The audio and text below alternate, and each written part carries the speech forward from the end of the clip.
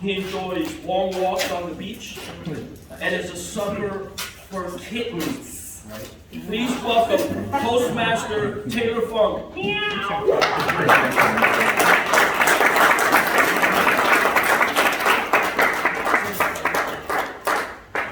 asked for an intro last night, late, and I don't think I gave it to him in time, so I think he found my farmer's only profile. So we're going to be introducing our evaluators today. We're going to be starting off with evaluator number 1, Brad Romback. Toastmaster Brad Romback. We're going to be evaluating Carrie Ann Saunders on her speech. Toastmaster Brad Romback.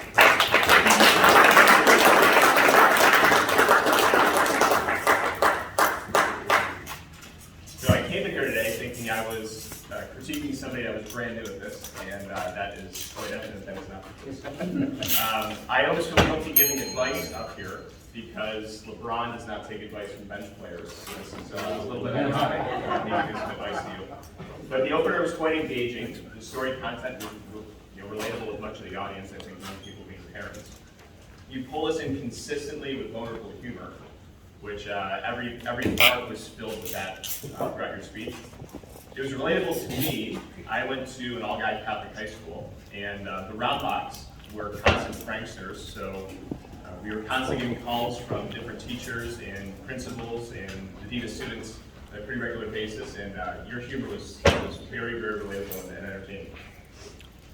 The funny takeaway was the boys are fun. Having boys are fun. And I have some exciting news. I got engaged on Sunday to the girl in my dream, and I met her in Waffle House about a month ago. So, but in your speech, you have I wanted to use good pauses. Pause long enough for laughter if there is any. That's very very humbling. I think you knew there's going to be some laughter associated with this. The lectern, I think for the people that came up today that went in front of the lectern, I commend you for that because this lectern to me has represented almost a bold structure, and coming in front of the lectern is quite commendable. I will be moving to Kansas City for the summer, and I'll be back in the fall, but my first speech back in the fall, I will do it in front of the lectern. But overall, you asked to evaluate on tone, on humor, on your body language, and all that was spot on. I believe it was Carson or Jordan had said, funny speech, it's better to have a good speech funny than it's better to have a funny speech be good than a good speech be funny. And yours was dead on in both of those. My one critique would be, I would pause for your laughter. It was shown throughout, and you did great.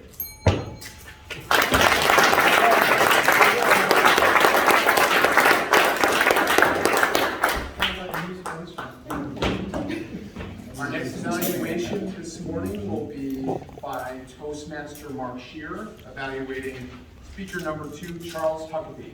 Charles.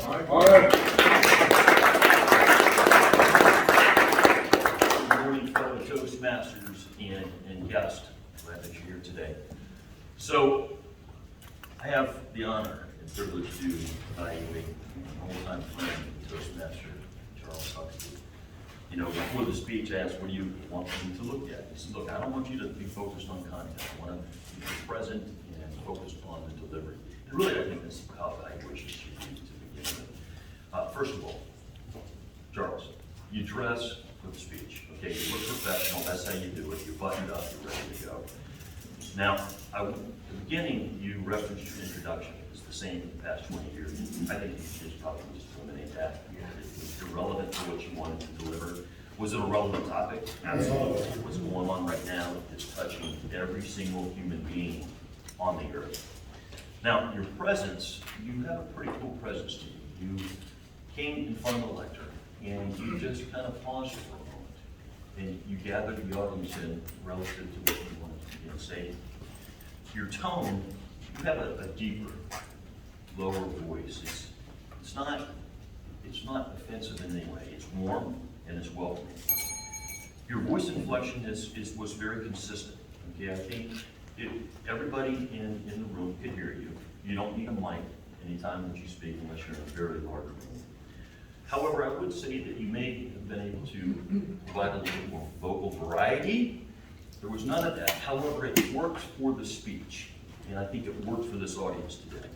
Your eye contact, you really have a really nice, easy way of perusing the room and locking in on your eye contact, not just skating over it, but locking in on it. Your body language, I think, was appropriate. Good use of your hands. All right, you do have a tendency to shuffle a little bit back and forth. Maybe just hold your ground for a little bit longer. I think that might bode well in your speeches. Get rid of the note cards. They were distracting. Okay, you kept waving those around. Get rid of those. You didn't use them to begin with, right? So get rid of those. And you have a really cool way of bringing the audience back in and saying, why am I telling you this? Charles, you're an expert. We learn from you always. Great job.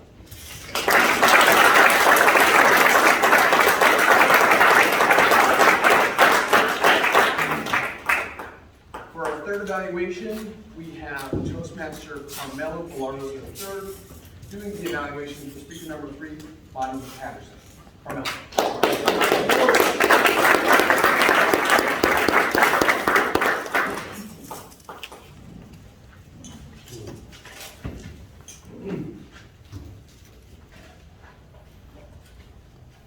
Wow, this is a great moment for me because for months I've been suggesting to Bonnie to really let go and open up and be herself. Bonnie does on a daily basis Facebook Lives. And if you've ever seen one of the Facebook Lives that she does, she's very enthusiastic. And sometimes she used to come up to the lectern and be afraid, have to live up to a certain standard. I just told her to be yourself and trust yourself. And I think she definitely accomplished that today. Well done, Bonnie. She said you were going to see a whole new level of Bonnie. And that's the Bonnie that I saw that was inside her, and it's come out today. So I love it. Her introduction was wonderful. She opened up her speech by asking if she can ask a question. Just ask a question. The thing that affected me the most was how she described how she felt made the difference for teachers, for instructors, for coaches, how they made her feel. And that was excellent as well. Coaching is short-lived. Mentors are long-lived. And she said, Bonnie, all your coaches and your mentors, their names start with C. That's because you're going to make a lot of cash.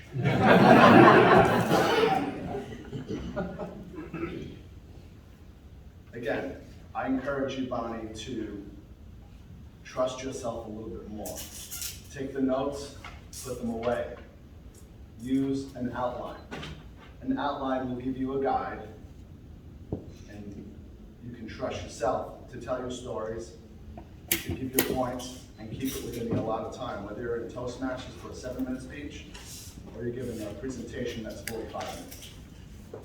I encourage you to keep speaking, and again, trust yourself and take some chances. Well done.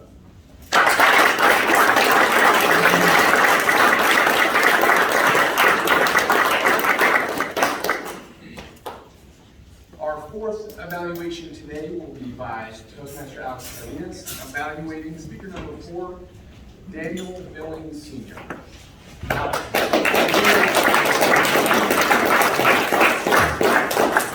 Good morning, Toastmasters. Morning. Good morning, Daniel. A little backstory. I was supposed to actually be the 4th speaker today.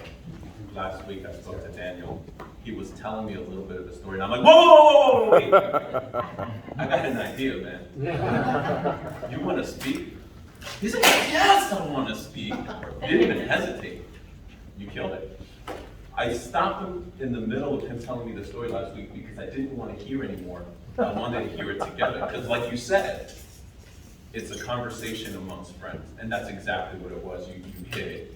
You asked me to look for how many ums, pauses, and double clutches since it was your icebreaker, and that was not going to happen. At best, you had 1 double clutch. I thought that was awesome. Your vocal variety is there.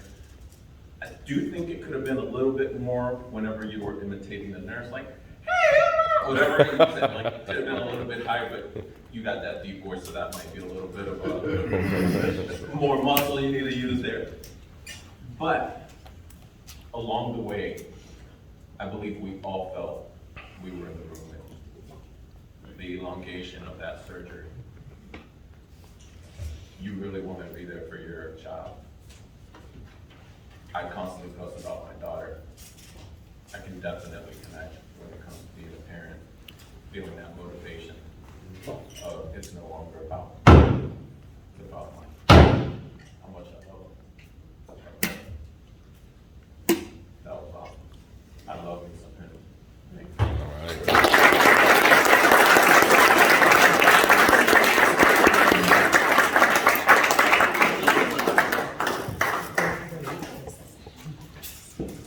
Timer. Did all of our evaluators qualify? None of them qualify. I'm just kidding. All qualify. All right, we're now going to conduct a vote for the best evaluator. Will all of our evaluators please stand up, face the wall, put your hands behind your back. What Ken will say will be used against you in court of law. All right, evaluator number 1. All in favor? All right. Raise your hand.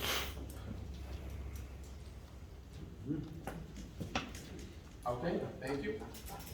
Evaluator, all those in favor of evaluator number 2, please raise your hand. Well, somebody. Well, at least it's the top of it. Come on, man. Okay, thank you. All in favor of evaluator number 3, please raise your hand. There's a record. Wish you can't come out. And evaluator number 4, all in favor, raise your hand. Might be kind of tight today.